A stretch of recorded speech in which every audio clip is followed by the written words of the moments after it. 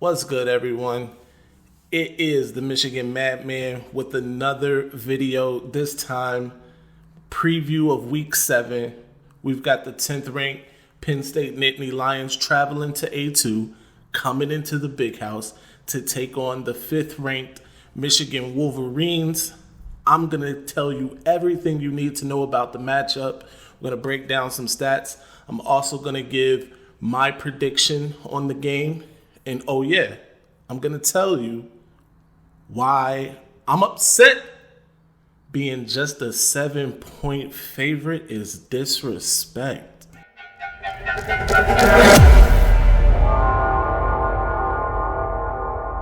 You want to know why? First of all, you can't be asking me no question. You know what I'm saying? Look at you. You know what I'm saying? You can't be asking me no question. I'm going to tell you why I'm mad. You know what I'm saying? I'm going to tell you why I'm mad. And yes, I am, and I'm going to tell you why I'm mad. Michigan should be a much bigger favorite against Penn State. And when I say much bigger favorite, I mean maybe another 7 points. We should be a 2-score favorite against Penn State, and I'm going to tell you why. Penn State claim to fame this year is winning a tight game at Purdue, and Purdue turned out to be a little better than some prognosticators would have thought, and then going on the road, and I'm going to give them credit for this even though this team is a dumpster fire. They went on the road and they handled Auburn, right? In the second part of that home and home that they had, that Penn State also won last year in Happy Valley. They beat Auburn to the tune of 41-12, but I can't give you too much credit for the Auburn win simply because Auburn's most significant thing other than that is they lost a close game to LSU. That's about it. Moving on. I've explained why I'm upset. Also, we fell from number 4 to number 5 in the latest AP rankings, which I also think is ridiculous. However, with a win over Penn State, the 10th ranked, I want to say that, I want to emphasize that to the voters, to the listeners, the 10th ranked Penn State Nittany Lions. With the win over the 10th ranked Penn State Nittany Lions, I do think Michigan should reclaim the number 4 spot heading into Week 8, which is a week off for Michigan.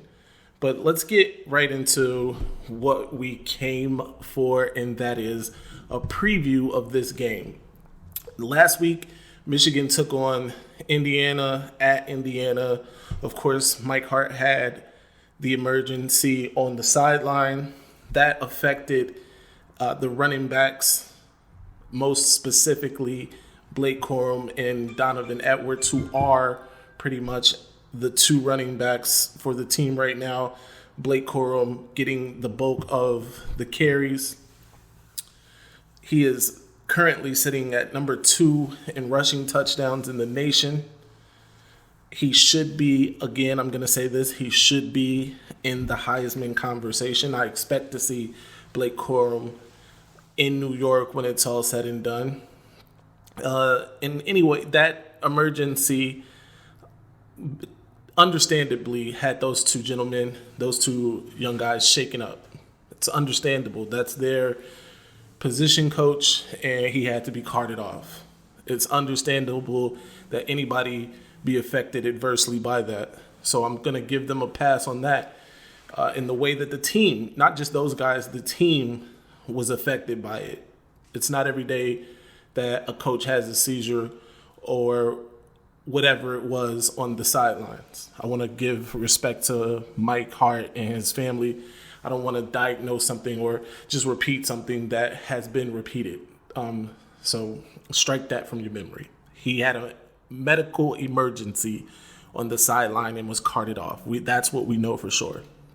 And the team was affected by it. Simple and plain. It's that simple. The team was affected by what happened on the sideline, and we were locked at a 10-10 tie with Indiana going into halftime.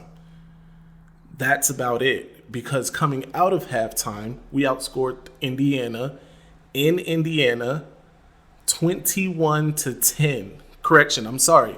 21-0. The same 10 points Indiana had at halftime is the same 10 points Indiana had when the clock struck 0 at the end of the fourth quarter. So let's not overreact to Michigan being in a tussle in the first half of that one. I don't want to give that too much reverence. Okay? Penn State did what Penn State needed to do. And they took care of business against Northwestern and what was considerably, we'll consider the weather in that one because it was a factor. But Penn State did what they needed to do and what we needed them to do, quite frankly, and that's to come into this matchup undefeated, right, and unblemished. And they did that 2 weeks ago. Let me be clear. Penn State was off last week.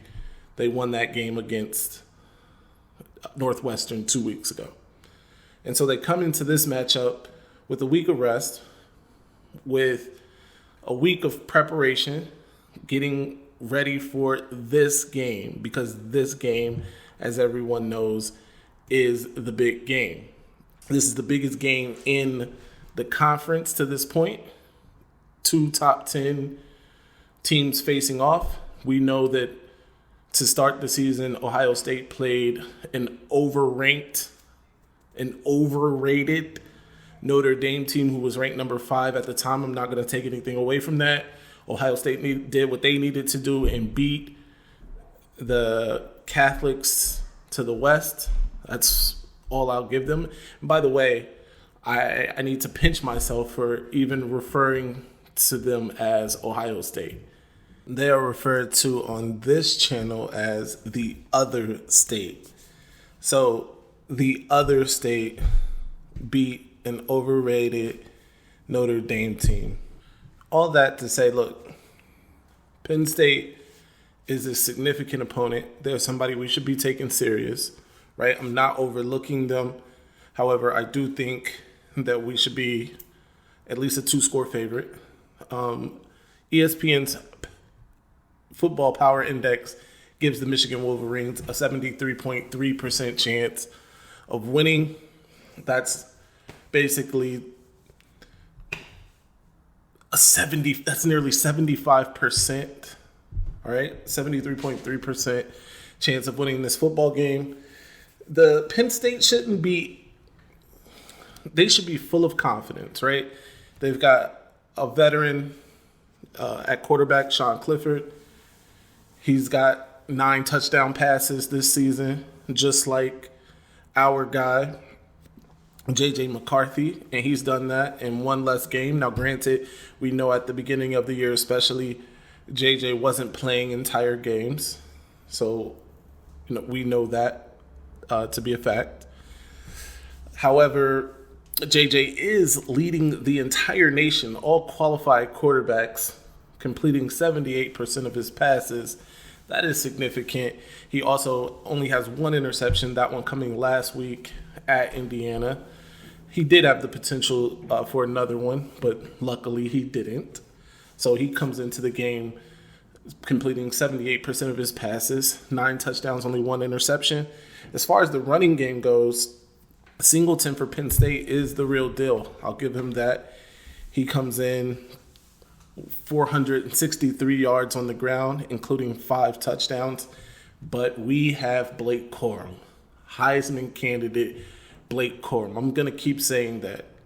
Even if the national media is not, Blake Corum should be a Heisman candidate, and I expect to see Blake in New York at the end of the season, barring an injury or barring some fall off a cliff, and I say that figuratively. But Blake Corum comes in 735 yards on the ground this season in 6 games. Also 11 big touchdowns, averaging 6 yards per carry. So he's been pretty unstoppable this season. Ronnie Bell leads the team in receiving yards and receptions with 390 yards, 30 receptions, 1 touchdown. So I feel like Michigan is primed to have a big day. This is going to be the biggest stage so far for Michigan this season. This is going to be the best team Michigan has played to this point in the season by far. And I feel like we've got to set the tone and dominate this game in the way that we can dominate this game. Like I said, the spread right now is only 7. And if anybody is listening and wants to make a few extra bucks, I advise you put your money on Michigan covering that spread plus some. All right. I think it opened at 6.5. It's up to 7 now, so people are putting money on the Michigan side. It's a good idea for you to do so. Trust me. Getting to my let's get into some analysis, break down some of these stats, right? I mentioned JJ is completing 78% of his passes. He has a passer rating of 182, which is good enough for top 25, top 30 in the country. That 78%, like I said, is number 1. He has a 9-to-1 touchdown to interception ratio, which is phenomenal. 1,152 yards coming into the game on Saturday. As far as the team ranks, Michigan, I think, along with Alabama, is the only two teams to be ranked in the top 5 in both points per game and points allowed per game. I will get the official stats on that here shortly, but I'm pretty sure Michigan and Alabama are the only 2 teams to be in the top 5 in both points per game and points allowed per game, although that number may have changed for Alabama, considering that they have given up some points. And I don't want to. Alabama's given up some points here. That's for sure in the last couple of weeks. But they are playing with a freshman quarterback, so their defense, understandably so, is on the field more so than had they had the defending Heisman Trophy winner on the field. Like I said, points allowed per game, Michigan is ranked 5th, giving up just 11.3 points per game. And in offense, points per game, Michigan is ranked, so they're just outside the top 5 in points per game. It looks like they are going to be ranked 7th in points per game at 43 points per game. I'm going to go ahead and give my prediction on this one. I think Michigan wins this one pretty handily. I'm going to give it 36-20 in favor of the Wolverines. That is my official prediction, 36-20. I think JJ throws for another 3 touchdowns. I'll give him another 300-yard game. Let's say 330, 3 touchdowns for JJ. I think Blake Corum just breaks the 100-yard mark and has 1 touchdown. So I'm going to give, that is my official prediction. I say that because Penn State is very good against the run. Michigan as well, but Penn State is ranked 5th against the run. Michigan is ranked 4th against the run. So I expect them to make a concerted effort to stop Blake Corum in the run game, because if not, it could be a very long night for them. That should open up things in the passing game for JJ, because Penn State is ranked, I believe, 88th in pass defense. So we should be able to toss the ball around the yard on them, and I expect us to do that. We do have some visitors that will be in attendance for the Penn State game, including 5-star, number 2 overall safety in the nation in the 2025 class, DJ Pickett from Zephyr Hills in Tampa Bay. He'll be in attendance. Also, Earl Culp in the 2024 class, 4-star wide receiver out of Miami, should also be in attendance. I'm hearing Hogan Hansen, 2024 tight end Big guy, 6'6", 220 pounds out of Bellevue, Washington. It looks like Michigan may be the leader for Hogan Hansen. That'd be a huge pickup at the tight end position. 4-star safety out of Northside High School in Warner Robins, Georgia in the 2024 class.